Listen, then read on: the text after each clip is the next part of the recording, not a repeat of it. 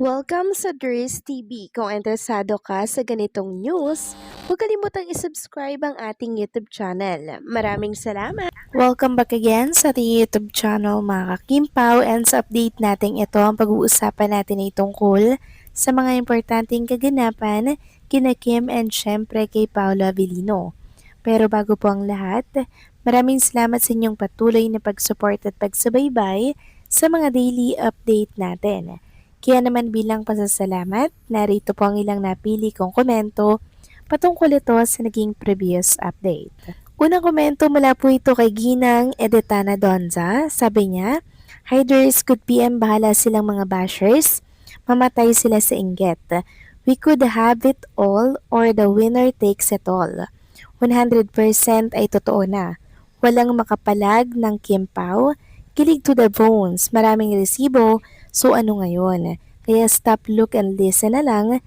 Nag-enjoy ang Kim Pao. Good vibes lang tayo. Maraming salamat po sa komento, Ginang Edetana Donza. Yes, tama po kayo dyan. Hayaan na lang natin ang mga bashers. Dahil una sa lahat, mga kakimpa, wala naman niyang naitutulong na maganda kay Kim and Paolo. And also, lalo na po sa atin, mga kakimpaw, kundi nagbibigay lang sila ng stress sa ating pang-araw-araw po na buhay. Kaya kung ako sa inyo, wag na po ninyong bigyan ng kahit konting minuto para basahin po ang kanilang mga paninira laban kay Kim and Paolo. Kasi yun talaga yung goal nila, mga kakimpaw.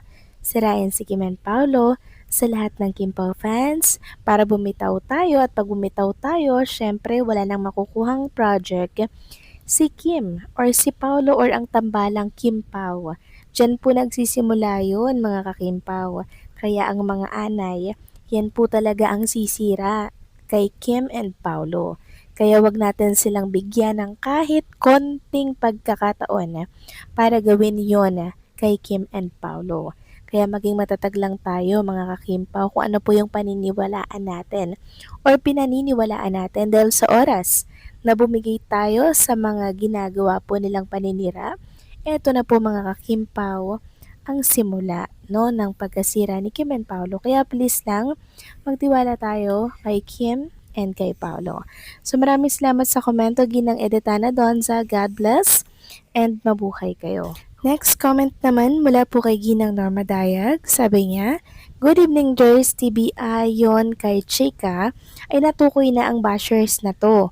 Ang dami niyang account, kaya kahit na bash lang bash, kasi bayaran siya.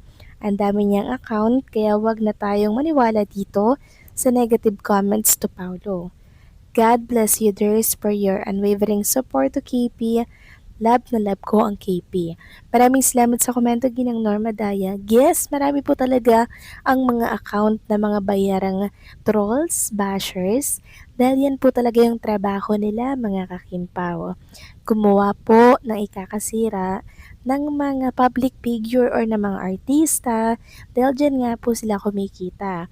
And syempre, pag kumagat tayo, ayun, doon sila kikita, mga kakimpaw. Kaya kung ako sa inyong lahat, wag na wag nating tangkilikin ang mga paninira po nila. Pagkos itama natin ang anumang nababasa natin na mali sa mundo ng social media. And also, mas lalo sanang tumibay ang paniniwala natin for Kim and kay Paula Avellino. Sa atin din po nagmumula, mga kakimpaw, ang ikakapayapa po ng buong Kimpaw Nation. Kaya sana po panatilihin natin yung tiwala at katatagan for Kim and kay Paolo. So maraming salamat sa komento, Ginang Norma Daya. God bless and mabuhay kayo. So eto na nga, pag-usapan na natin ang mga importanteng ganap kay Kim and Paula Avellino. At unahin natin itong mga schedule ng Kim Pao. Ano ba yung mga mahalaga, importante pong kaganapan sa kanila. So by March 4, bukas, Rico Hison podcast with Kim and Paolo. March 9, The Alibay TV version, early access on iWant app. Ito pala yung nag-trending kanina, mga kakimpaw. Yun yung para naman sa iWant app. So iba yung March 16 na Alibay on Free TV. So sa March 14, last day voting for BPCA app, web and FB. Yan po yung mga ganap nila. So pakitanda na lang, mga kakimpaw, para nang sa ganon alam po ninyo kung ano po ang mga importanteng kaganapan sa Kim Pao. And speaking of podcast with Rico Hison mga Kimpaw, marami nga pong nagsasabi na sana daw ay medyo maganda ang sagot ni Kim and Paula Avellino sa status daw nila. Sabi nga po dito ni Ma'am Mel, sana naman medyo may magandang sagot ng Kim Pao sa status nila. For me, okay lang kahit anong tandem, friends, or ligawan stage, basta may sagot lang para kumalma ang mga bashers nila at pati tayo na umaasa. Actually, mga Kakimpo, para sa aming mga Kimpo fans, okay at sapat na sa amin yung nakikita namin kay Kim and kay Paula Avellino. And syempre, nakakatulong din po sa tambahan na nilang Kim Pao yung hindi nila pag-amin kasi syempre, nagkakaroon ng excitement, 'di ba? Kasi pag umamin na sila, wala nang excitement. Parang kampante na tayo, panatag na tayo, 'di ba? So isang strategy na din 'yan ng management. Kaya kahit ano man po ang kalabasan ng interview kay Rico Hison Podcast, okay lang yan mga kakimpaw kasi nga po action speaks louder than words.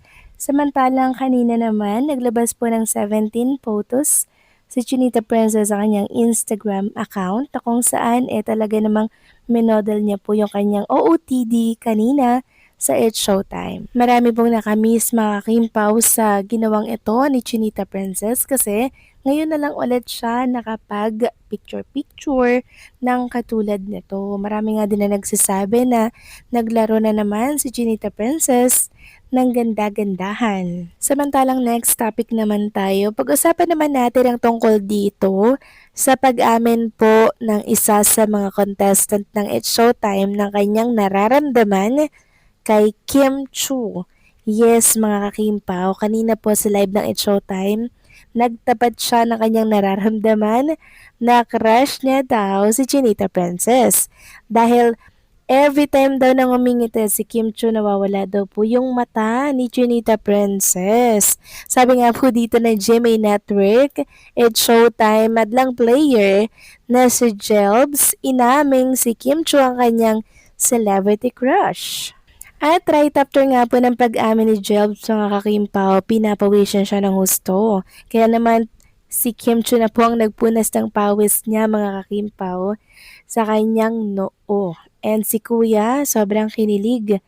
And nakita rin naman natin kay Junita Princess na siya tuwang-tuwa din kasi syempre napuri na naman si Chinita Princess kasi pag tumatawa si Kim Chu nawawala nga naman yung kanyang mata. So ganyan talaga pag may mga dugong Chinese, ganyan talaga pag Chinita mga kakimpaw, pag tumatawa nawawala ang kanilang mga mata. At dahil nga po dito sa pag-confess ni Jobs sa national television, mayroong ilang mga netizen na nagsasabing new love team daw si Kim and Jelbs. Grabe naman sila no mga kakimpaw.